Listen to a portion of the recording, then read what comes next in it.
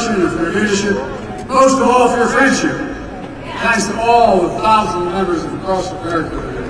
One of the most important organizations in our country. A special thanks, I mean it sincerely, to the members of Congress who are here, including Nevada's own Stephen Horsford, Chair of the Congressional Black Caucus. I don't know where he is, I know he's out there. As so many members of the CBC members defending freedom, like Benny Thompson of Mississippi, Chair of the January 6th Committee. And the best friend anyone can have, Jim Clyburn of South Carolina.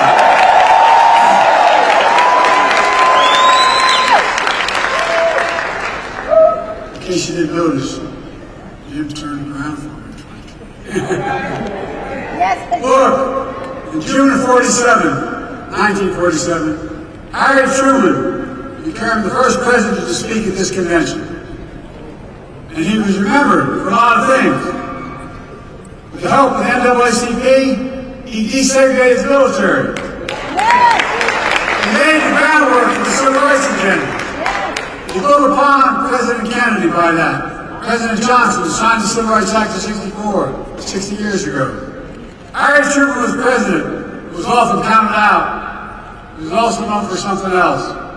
The story goes, Truman said, "You want a friend in Washington? Get a dog." And guess what? After the last couple weeks, I know what he means.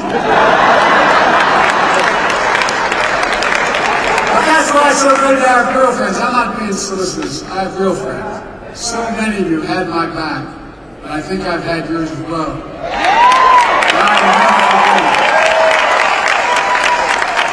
Lots of couple Delaware folks here still. One of my best friends, when I was a lifeguard in projects, he was, his nickname is Mouse. I'll see you there. And I brought him on loyal as hell. I'm truly honored to be here. To me, this tense moment in this country, it is a tense moment. Just a few days after the assassination attempt on Donald Trump, we're grateful he was not seriously injured. We continue to pray for him and his family.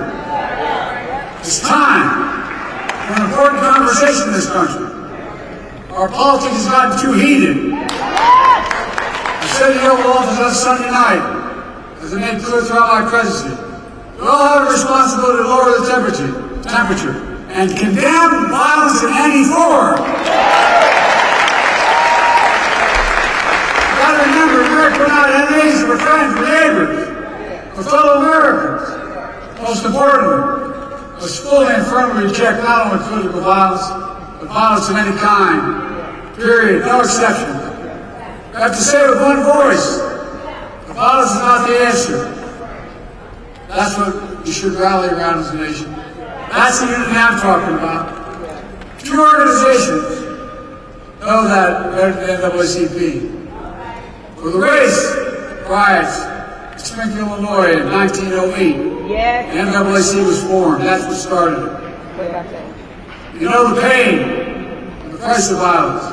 You understand, if you're going to talk about standing against violence, you must stand against all violence. You must stand against violence perpetrated against presidential candidates in Pennsylvania. You must stand against all violence. Violence perpetrated against George Floyd in Minnesota. Against black veterans like police officers, Eugene Goodman, on January 6th. Black election workers like Kirby Freeman and Shane Moss in Atlanta. You have to stand against the violence and intimidation of white supremacy, the murder, innocent lives in the grocery store in Buffalo, New York when I went up there. Mother Emanuel Church in Charleston, South Carolina. To stand against the violence and murder of children in Sandy Hook and Uvalde. Concert goers in Las Vegas. Innocents on the street all across America that never make the news because Uvalde every day in the communities across the country. Go to the outspoken on one, don't be silent on others.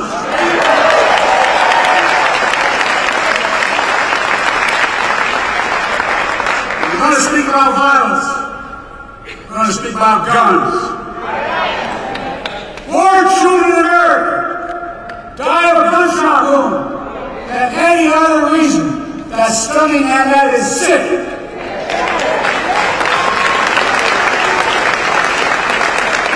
And it's sheer cowardice if we do nothing about it. So, if you want to stand against violence in America, and join me in getting these weapons of war off the streets of America.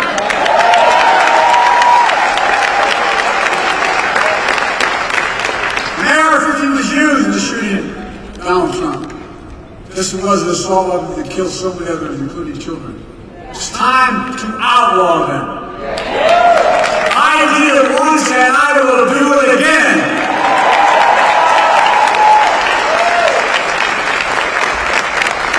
Now, just because we must lower the temperature, our politics related to violence, it doesn't mean we should stop telling the truth. Who you are, what you've done, what you'll do, that's fair game. As Harry Truman said, I've never given anyone hell. I just told the truth and they thought it was hell. That's what I'm going to do. There is the truth about why Donald Trump's presidency was hell for Black America. He tried to repeal Obamacare. He kicked millions of Black Americans off their health insurance. And a $2 trillion tax cut will overwhelmingly benefit the super wealthy, the biggest corporation, and exploded the federal debt larger than any one president has in one term. It left no room for us to do what we should be doing. Invest in things that affect people's lives, like child care, elder care, and so much more, that grow the economy to help people. This mismanagement of the pandemic was especially devastating to Black communities. Oh, I know. Other countries, other communities would call it. That economic crisis drove up Black unemployment, decimated small Black businesses, and you peacefully protested George Floyd's murder. Donald Trump called for the National Guard to go after him. What the hell's the matter with this man? I'm serious. Go figure. A guy who spread the birth of the lie against Barack Obama, saying he wasn't born in America and he wasn't a U.S. citizen. Of course, here's what he thinks of black jobs. I love this phrase, black jobs. It tells a lot about the man and about his character. Folks, I know what a black job is. It's the Vice President of the United States.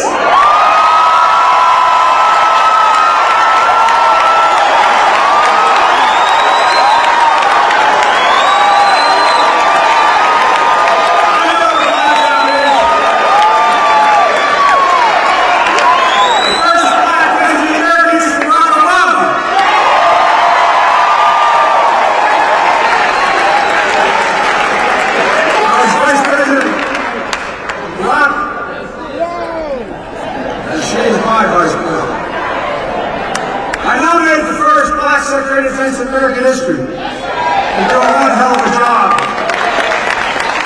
I nominate the first Black woman to the United States Supreme Court.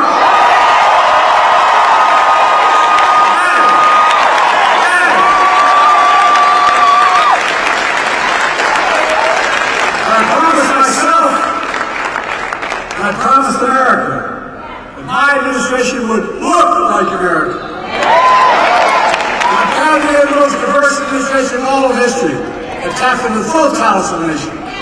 That's who we are. These guys don't get it. That's why we're so successful. I'm serious. That's what makes us the greatest nation on earth. It's not hyperbole. Folks, it's because of you that I'm President and Kamala Harris is Vice President. By the way, she's not only a great vice president, she could be president of the United States.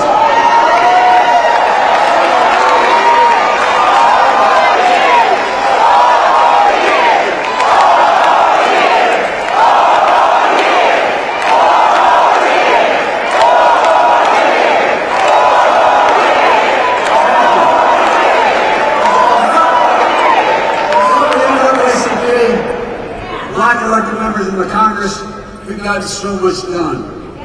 Seriously. Presidential historian said we've gotten more done of consequence than any president since Franklin Roosevelt. Just think about where the black community was when I came into office. Think about how far the black community has come. We still got a long way to go. COVID no longer controls our lives.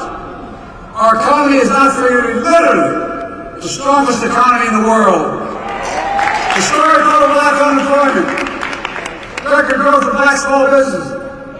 Let me say this again, because Trump is lying like hell about it. Black unemployment hit a record low under Biden-Harris administration. First bill I passed put $1,400 checks plus $300 checks per child, per family, per month in the pockets of people of this country. To get them through the pandemic.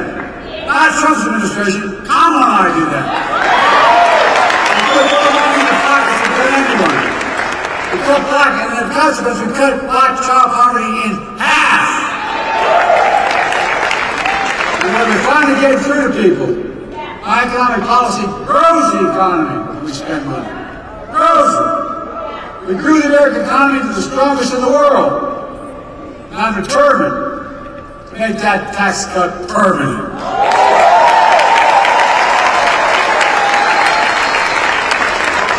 No child should ever go hungry in America. And by the way, all the data shows that we can't let them tell us we drive up deficits. They drive up deficits, folks.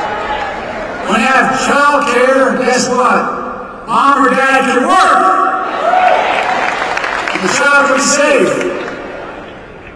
We're connecting black neighborhoods that were cut off with old highways and disinvestment decades ago. My city, Wilmington, Delaware, I-95 runs up through what used to be the black community, divided, 6 lanes wide. We're going to make sure that the state's wanted, we're going to be able to pave over the top of that and still have the highway. Connecting neighborhoods.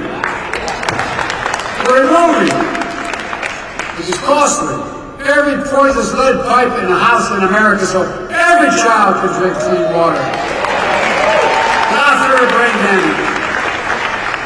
We're delivering high-speed and affordable broadband. No child should have to sit out in the parking lot with their moms in front of McDonald's so they can get online to do their homework.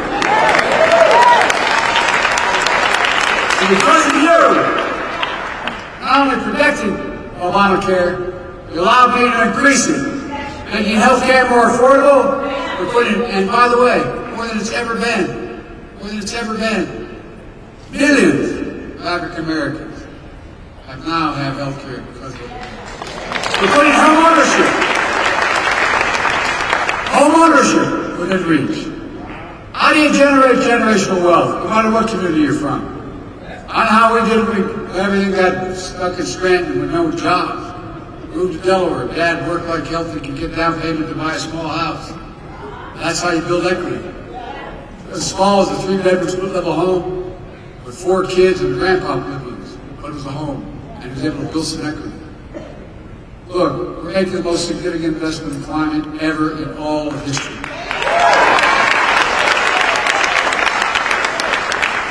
Including the most significant action in environmental justice ever. Look, folks, think about this. My state of Delaware, not many don't know my state. My state of Delaware has a Delaware River runs up on Jack. But at the top of the state, there's a half moon. And it comes up along more oil refineries on the other side of that half moon in market-looking areas than anywhere in the country, including Houston. But guess what? Wind blows southeast. We had the highest cancer rate for the longest time. But you know who's affected? Fence line communities. You know the fence line communities are black communities. And I promise, as we make this legislation work, we're going to take care of those communities first. First. I mean it. Same way in Louisiana, same way in other places. Look, we received student debt for more than 4 billion borrowers. Significant amount of black borrowers. I don't know how many have called me. Say, Mr. President, I've got phone numbers, I've called them back. Mr. President, thank you. Couldn't get married. My debt was so large. Couldn't have children. Couldn't think of, no, I'm serious, you know it. Couldn't buy a home. But what you did, you freed me of my debt, and you gave me $10,000 for a down payment on a home.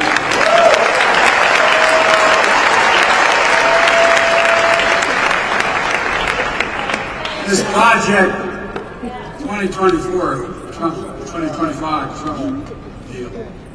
You know, he talks about education. HBCUs are as good as any other university. Guess what? Not serious. Not a joke. But Kamala and I have a constant fight. She says Howard's the best. I say Delaware State's the best. That's where I got my start. My point is this. They don't have the endowment. So what are the jobs of the future? The high-tech jobs of the future. You're going to pay a lot of money. They don't have the money for the laboratories. They don't have the money for all that material. So that's why I've invested a record $16 billion in HBCU. There's no HBCU student getting this close out of this than anywhere else.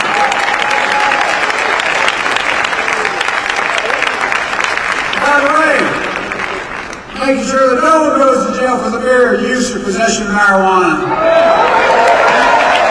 The record should be expunged. Hold them back. All told because of you, NAACP, making the most significant investments in Black America ever in all of history. We're seeing the results. The racial wealth gap is the lowest it's been in 20 years. Inflation is down. In 3 years, we're coming down further, and we're going to have, as they say, a soft landing. Folks, you're going to see us grow faster and faster. That's not just my view. It's the view of 16 Nobel Prize-winning economists. We put out a statement looking at my economic plan and Trump's. They said my plan will continue to lower inflation, continue to grow the economy. Prices are falling. Cars, appliances, groceries. We're going to keep corporate greed at bay. But here's the thing, what I said about Trump. They said his policies will cause a recession. Oh, this is not a Democratic outfit. 16 Nobel laureates. Look, I come from the corporate state of the world, Delaware. I know how they work. There are more corporations incorporated in my state than any state in America, all combined. But that's what? You have to deal with corporate greed now. That's all it is. Corporate profits are double since the pandemic. They keep bringing prices down. We have to bring prices down further. Look, folks, the idea that corporate-owned housing is able to raise your rent $300-400 a month or something. But I'm about to announce they can't raise it more than $55.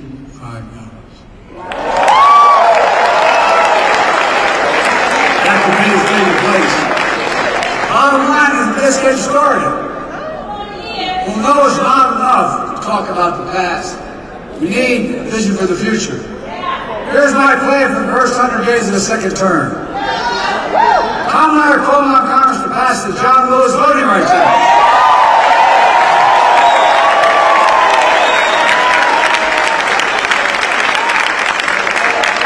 I did all I was constantly able to do with the executive authority, but we need the act. And we need to pass the Freedom to Vote Act. I'll sign the book of the law immediately. And guess what? Come hell or high water, we're going to restore Roe v. Wade as the law of the land.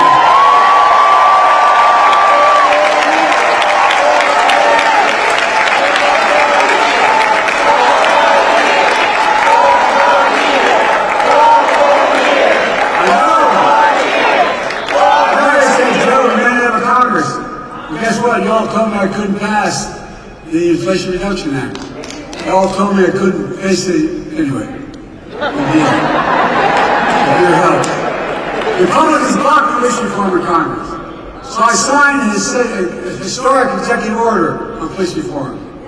I'm going to come back and we'll sign the George Floyd and Police Enacting the Law. How are we going to stop that Republicans? We're going to stop them in their program on 2025. going to stop them from cutting Social Security and Medicare. I'm going to expand Social Security and Medicare by making the very wealthy begin to pay their fair share. In the very next round, I said we're going to build 2 million affordable homes. Cap rent increases of 5% a year so corporate landlords can't. God. Anyway, I'm going to get very upset. They're just gouging here. And we're going to keep relieving student debt. We're going to end medical debt. Already made sure medical debt can no longer be put on a credit report. Our normal states will wipe out medical debt for pennies on the dollar, so it's not hanging over you the rest of your life. We're going to raise the federal minimum wage. Our first term, we capped the cost of insulin procedures at $35. Total drug costs of seniors, beginning in 2024-5, at $2,000. And some of those cancer drugs are $10,000, $12,000, $14,000 a year. But the second term, we're going to do that for not just seniors, for everyone in America. By the way, not only saves lives, it'll save taxpayers. Guess what I did on the first round on the Medicare? It saves the taxpayer $160 billion. Because they don't have to pay these exorbitant prices. Anyway. This year, Medicare is negotiating lower prices for some of the costliest drugs in the market. That threats everything. That treats everything from heart disease to arthritis. In the next term, I want to go further. Give Medicare the power to negotiate lower prices for 50 drugs a year, not 10. That not only will save lives, just as it is save the taxpayer another $200 billion a year. This is saving taxpayer money. By the way, if you notice, all the stuff they said big spending by, we have lowered the deficit outlays. We've increased economic growth. Folks, here's what else I'm determined to do. Determined to end Trump's tax cuts to the very wealthy big corporations. Make the tax code fair. Ease the burden on working people. I kept my commitment. No one making less than $400,000 I never saw in my life till I got elected president. I pay a penny more in federal taxes. But here's the deal. We have in America, since the pandemic, 1,000 billionaires. 1,000. And how much in federal tax they pay? 8.2%. That's the federal tax, 8.2%. We're going to make billionaires pay a minimum of 25%, which is low. No billionaires should pay a lower tax rate than a teacher, a firefighter, a nurse, a janitor. That's simply ridiculous. And when we do that, that alone will generate $500 billion in revenue over the next 10 years. Allowing us to lower costs for families and save the government money. We can do more on elder care, child care, bringing down the federal deficit, so much more. It's not rocket science, folks. But they've convinced us that any spending of money is costly. It's saving money. By God's truth, it's saving money. That's vitally important. No, the next president of the United States could appoint 2 or more justices to the Supreme Court. Just imagine. I know the states. Folks, my vision for the future will continue to be all about working people in this nation. And my whole career, go back and look at it, I've not been perfect by any stretch of imagination. But a simple proposition, the family I come from, neighborhood. Everybody deserves a shot. Just a shot. No guarantee. Give hate no safe harbor. Leave no one behind. That's a stark contrast to my predecessor, the mega official. They'll do everything. Undo everything the NAACP stands for. But now they're trying to deny it. They're lying about their Project 2025. They want to deny your freedom. The freedom to vote. Have your vote counted. And impose a nationwide ban on abortion. New Vice President, if you ever had any doubt, man, just take a look at what he's been saying. They want to prosecute political enemies. They want to cut Social Security and Medicare, provide protection for millions of pre-existing conditions for 400 million people. Stop Medicare from negotiating lower prescription drug prices, risking people's lives, costing the government more money. They eliminate the Department of Education. Oh, you ought to read it. Saying it's a state issue. Give me a break, the state. You know how well we do with the states. It would cut school lunches. Eliminate the Head Start program for lower-income children. Allow employees to stop paying overtime. Employers, stop paying, catch this one, stop paying overtime to hourly workers. They're such good people. But give the very wealthy and big corporations move taxes. They've already eviscerated affirmative action. It also decimated diversity, equity, and inclusion all across American life. We're already trying to do it by banning books. We're trying to erase black history. Black history is American history.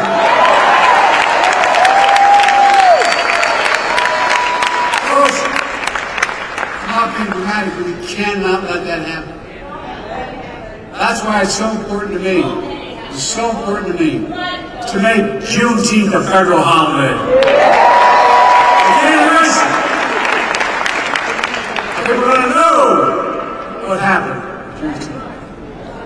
That's why I made federal lynching a federal hate crime in Emmett Till's memory, and that's what we've been reminded. You know what they're trying to do? As well as establish national monuments for Mamie and Emmett Till. So much more. So there's no doubt about what's happened. Look, folks, as I said before, we know black history is American history. It's as simple as that. Let me close with this. Mom tells us, I've been young and now I'm old. Yet I've not seen the righteous forsaken.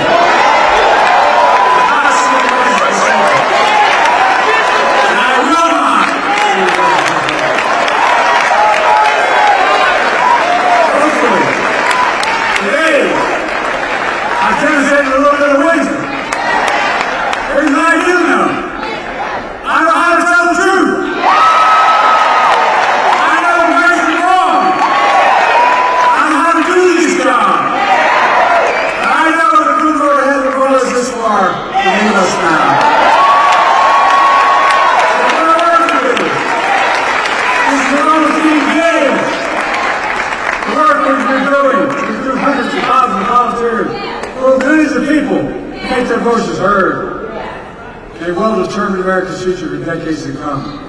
Folks, that's important. We must all be defenders for freedom, justice, equality, and the bedrock of democracy. There's been no more important voice in that truth than the voices of the black community. Americans say we live up what we say we believe. You don't give up hope, nor do I. We've always loved this country, even when it has not loved us back. We worked hard as hell. Just think about it. Our children, your children, grandchildren. Ask yourself, what America do you want to leave them? My answer is America of hope, fairness, opportunity, possibilities. Look, I spent more time with Xi Jinping of China than any other world leader. I was with him in China on the steps of the mountain. He looked at me and he said, "Can you define America?" It's God's truth. I said it recorded. I said, yes, in one word, America. Possibilities. Nothing is beyond our capacity. America, where it's full of promises available to everybody. America, where racism and violence are no longer the ghost of too long haunted the nation. Folks, it's about you and your families. And everything the NAACP has stood for generations. Freedom, democracy, America. Always marching, always believing, always keeping the faith. We're going to do this. So we ask you, are you all in? I'm all in. I guess that's who we are. We're the United States of America, and there's nothing beyond our capacity to do it together. And let's stay together. God bless you all.